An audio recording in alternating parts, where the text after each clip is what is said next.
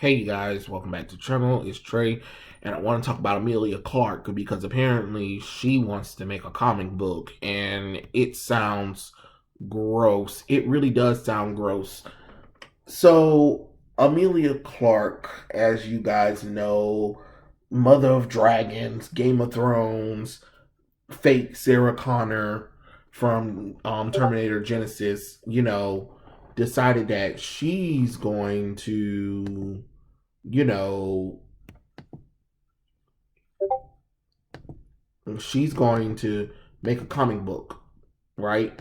And the comic book is basically called Mom, Mother of Madness.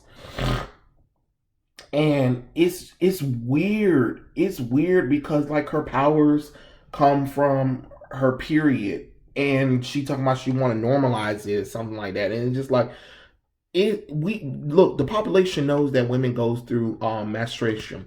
We know that, we get that, we get it, but at the same time it's something personal for every woman. I don't think women want to like be in the media or in the news and be like, hey everybody, guess what, I have my period. It is an embarrassing thing because as from what I'm saying, it's a woman's body cleaning themselves out and getting rid of, a lot of toxins and I guess unused eggs, and nobody's saying it's anything wrong, but at the same time, that is still something personal for a woman to deal with. And I don't think you need to make a superhero that's based on the fact that she's a single mother and she has to deal with a lot of stuff, and then thanks to her period she's able to get superpowers. That's weird. That is weird. Like, if this was Japan, okay, sure, because Japan literally makes story about everything. So there's really nothing we can really do about that kind of stuff. It's Japan. They target weirdos. As long if it can sell millions of copies, they're fine. But this ain't gonna sell. This is America. We not about that nonsense.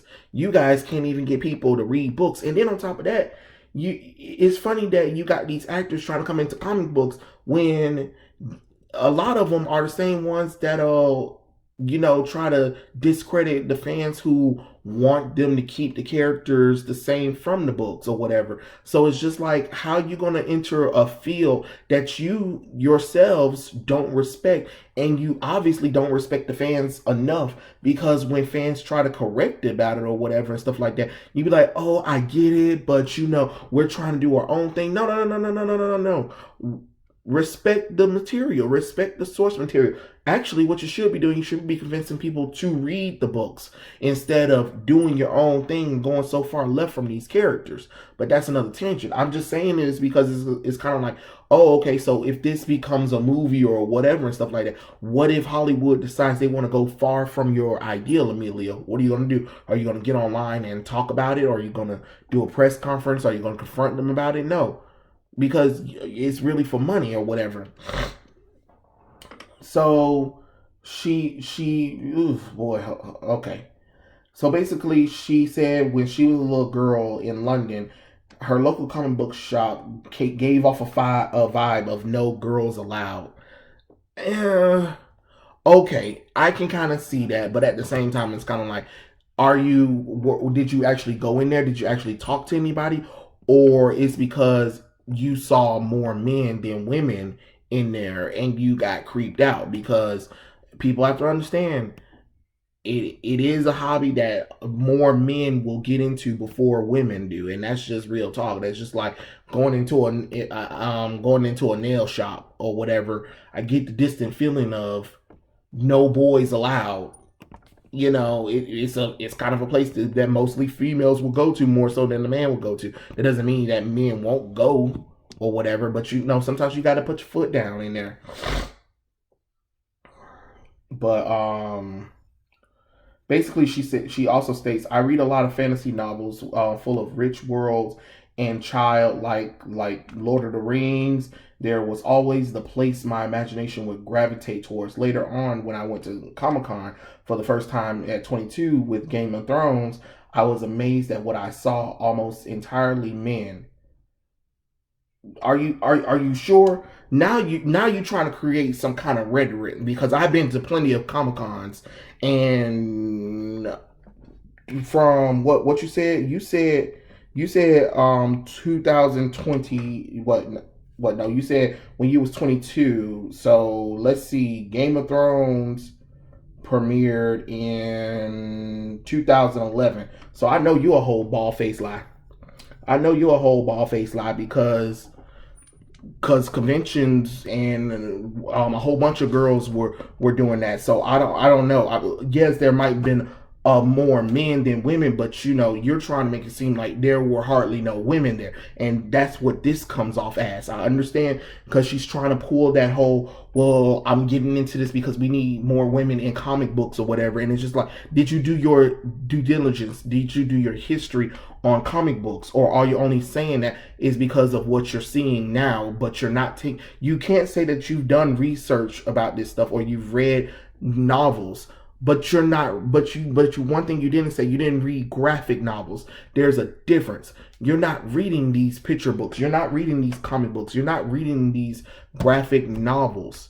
You're reading literal novel books that has fantasy elements in it. There's a difference, and it's okay that you didn't know it's okay that you didn't read the comic books, but don't try to sit up here and string tie the argument or whatever.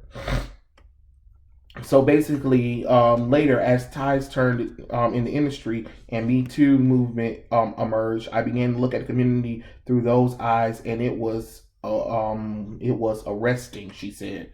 Clarke started dreaming about a comic book might look like. From her perspective, a notion that quickly gained steam. She recruited an all-female creative team and made a comic book featuring what is undoubtedly one of the most progressive female heroes in the genre. Of course you did. Of course you did. Because you guys got to play victimhood. You got to play victimhood. You can't just make a good story. You got to turn it into this, oh, woe is me too movement. We need all females because all females can write, only can write good female characters, even though most of the good classic female characters and female heroes were written by men, and they stuck around for years until these quote unquote so-called feminist female came into the industry, wrote these terrible hot takes of these characters, and start demoralizing the men, start desexualizing the women, have the women, oh, I don't need no man, I'm a strong independent woman, and stuff like that. And it's just like, great. Even though there have been plenty of women in the comic books industry for years, I don't know how many times we have to keep saying this stuff. And there were so many women that actually worked on other characters that weren't women too. So it's kind of weird that you guys will sit up there and try to create this whole entire talking point to try to play some kind of victimhood or whatever, because you're talking about from your perspective. But your perspective, clearly, when you was growing up, you did not read comic books. You did not try to read comic books, and you did not try to get into the comic books, because if you did, you could tell me about the history. You can tell me about the women history in comic books, because if you were so intrigued, you would have been able to read information in the books, and you would have been able to find out about the women, because they had letterings at the time where the author and the artist would come out and tell you who they were and all that kind of stuff or whatever, stuff like that. So it's not impossible that you couldn't have found out about the people, because there were, like, back in the day, there were like wizard magazines and stuff like that that actually would tell and report on comic book news, and the people that worked on those comic books. So you didn't realize that. So you're taking your judgment thing, coming into a genre that you have no clue about, has nothing to do about, and want to put in what you want to see, because you felt like you didn't see it when you were growing up, even though you really didn't try. Okay, so basically, MOM, Mother of Madness, will be published July from Image Comics, co-written by Clarke and Margie Bennett, author of Bombshells, Josie and the Pussycats, with art by Lena Lizin from Horrid. I'm doing my research, and I found that 16% of comic book creators are female, according to a 2019 studies, and only 30% of comic book characters are women. On the other hand, roughly half of the comic book buyers are female. Something did not sit right with me in that exchange. Hell, what you just said didn't sit right with me, because I know your ass full of lies. You sit up there going by some basics, but like it or not, the genre was more for men. It wasn't that people were keeping out women. It's just that more men were attracted to this stuff. Stop trying to be like, oh, we need 50-50 and stuff like that. Look, not every genre or not everything is going to be 50-50 for everybody. It's just not going to be like that. But to sit up here and be like, oh, so half the comic book audience is female, but only 30% of comic book characters are female, and only 16% of comic book creators are female. What? What? That doesn't make no logical sense. That don't make no logical sense, because if it was 50%, if it was roughly half percent of people, female readers that are reading comic books or whatever and stuff like that, trust me, there would have been more female creators and artists being inspired by these books to work in Marvel and DC. And most women don't care about this stuff. And it's nothing wrong with that kind of stuff.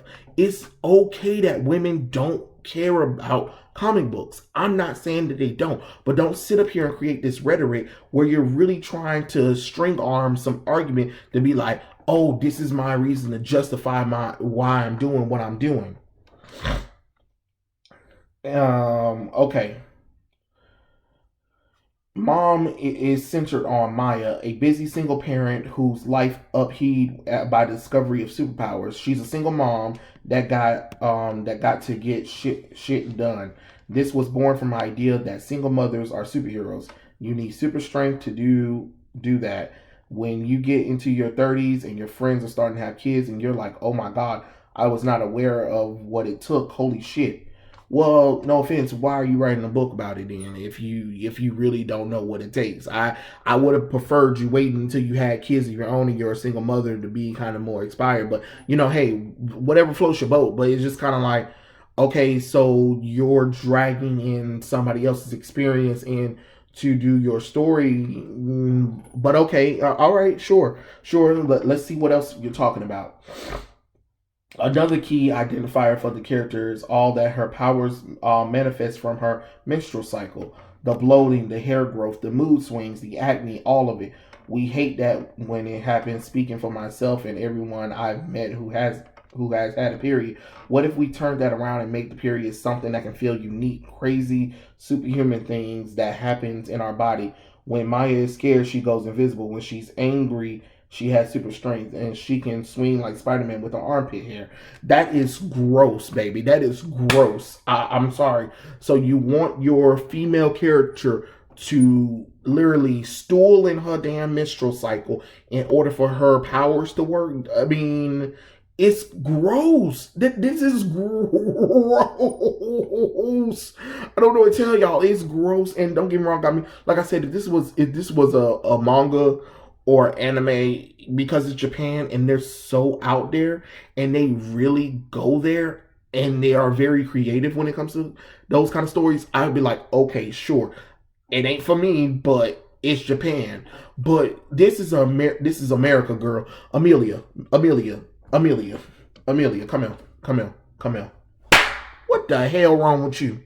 What in God's name said that, hey, let's make a story about a woman using her menstrual cycle to get superpowers with? That's just like if I had said, I'm gonna make a guy who, every time he nuts, he gets superpowers. You know how much gross that would be? Every time the man comes, he gets different superpowers depending on how much he comes. Like, that is gross. That is gross. Or that's like saying, what if a superhero gets powers from taking a dump, from shitting? Like, it's gross and bizarre. It is like, girl, what is you watching? What are you watching when you get home? On your free time, because I feel like you went to www.pornhub.com and looked at some ideas and was like, hey, here's some ideas. Because this is where it sounds like a nasty, it sounds like a sexual parody that you're dragging in, a period as the reason to give this character superpowers for readers to read. I don't understand. First off, you don't even understand the comic book audience, because I don't know. I mean, if people do buy the book, it's only because of morbidly curiosity, not because it might actually be a good story. It's weird and disturbing, to be honest. It makes me wonder, like, why did you think this was a good idea, Emilia? Like, no, seriously. Okay, so basically she go on through both lenses. Clarke and her creative team sought out to lionize the single mom, whose media depiction is usually one of struggle, sadness, and efforts to rebalance her life with a male partner. When it comes to the men's, the actors think that it's the way past time we normalize something that half the world's population experience. In upcoming editions of the 3-part comic book miniseries, Maya utilized inflated boobs to help her thwart human trafficking rings. Okay, but I don't know. I mean, I don't know. I'm not saying that the media hasn't really shown good single mothers or whatever, stuff like that, but I don't know. I mean, I've seen shows that had single mothers that weren't struggling. They just didn't have a male partner. Either it didn't work out with the guy, or the man died or something like that, or just life happened. But it's everybody has struggle on it, but you don't have to focus on that. And I'm not saying that the media don't focus on that, but I don't think they focus on it like that unless you really looking for it like that, if that makes more sense. I don't know. I'm sorry. I'm seeing it because I see growing up in the '90s. I've been seeing so many shows. So when you're saying that's all women are depicted as, I'm like, no, and especially when you say single mothers, no, not really. In movies, sure. In dramatic drama series, sure, because the whole point is to be dramatic. You know what I'm saying? It's a drama series. But when we're talking about comedy, action stuff, so there are plenty of single mothers or whatever and stuff like that gets the job done, that don't struggle. Sometimes they have conflict in their lives or whatever, but that's part of the human experience or whatever. But I don't know. It's just kind of weird. I don't know. This just doesn't sound right. She's so ashamed of her powers at the start. It's mental even today. If your tampon falls out of your bag, it's embarrassing. Why? Well, I mean, again, every woman is different, and again, men and women knows that women have to go through a period. But I think for us men, is something personal for a woman that's a woman thing. That's not our business to get into. You get what I'm saying? And trying to make a story to expose that for us, for people in general. I don't know. That's just not a good look. It's like certain things stay behind closed doors or whatever and stuff like that. Because, I mean, to be honest, it's a gross process. I mean, it is helping the woman's body cleanse themselves out. But at the same time, it's still, for a woman, it's kind of gross. I don't think no woman wants to do that every damn month. Who wants to do that every month? Good God, no offense. I'm glad I'm not a woman, because I don't know if I would want to deal with that every month. And I I mean, but I don't know. I don't know if we should start normalizing periods. It's weird. It's certain. It feels like some kind of. It feels more like a fetish fantasy going on with you, Emilia, more so than you're actually wanting this to happen. I don't know. I don't know. Let me see. Though it's topical themes and raunchy humor, the publisher describes the tone of the series as Deadpool action meet Fleabag comedy, lending themselves to film. Clark's ambition was not to create a vehicle for the screen, but rather an artifact that she can enjoy on my deathbed. Well, baby, you could just wrote fan fiction. You could have went to fanfic.net and wrote that and kept it to yourself and let people read it without them even knowing it was you. Without them even knowing it was you. You know what I'm saying? You could have went on any kind of fan fiction site where they type up stories or draw stories or whatever, and you could have put that. But to use a comic book publisher in the mainstream to push out this weird storyline is kind of weird.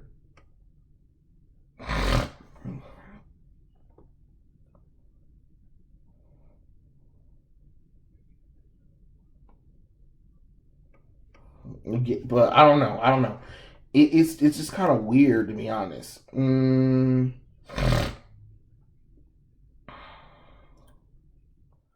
It's kind of weird. But anyway, the book's supposed to is currently pre-ordered sales, and it hits the stands July 21st. I don't know if I'm going to read it. I think this one is probably for all the ladies that are comic book fans that cover geek pop culture and stuff like that. I would want to know what you guys' thoughts are. I want, if the when the book comes out, I want you guys to read it, and I want you to come back to this video and just comment what you thought, because I it feels like an invasion of privacy at this point to me. Like I don't know. I'm not trying to be rude or anything, but it just a story about a woman having her period, and her period gives her superpowers. Oh, I don't know. I really don't know, and that is the problem.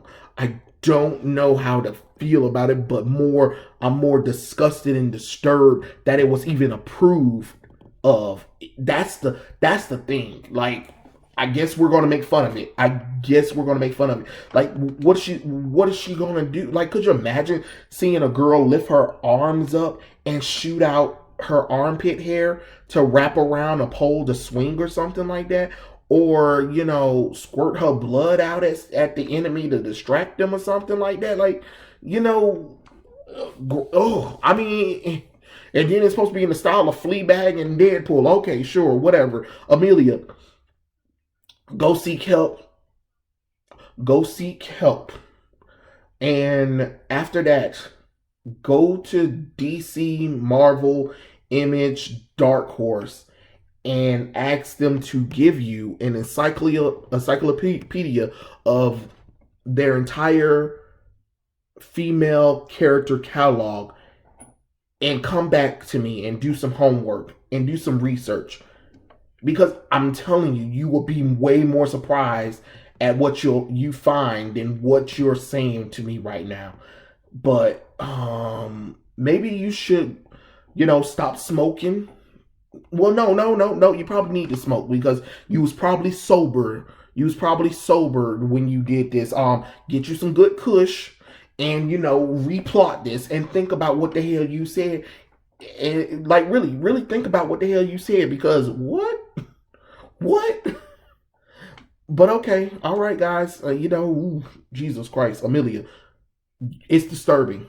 That's all I got to say. It's disturbing, Emilia. Go seek help. But yeah, those are my thoughts. Tell me what you guys think in the comment section below, and I'll catch you guys later. Peace out.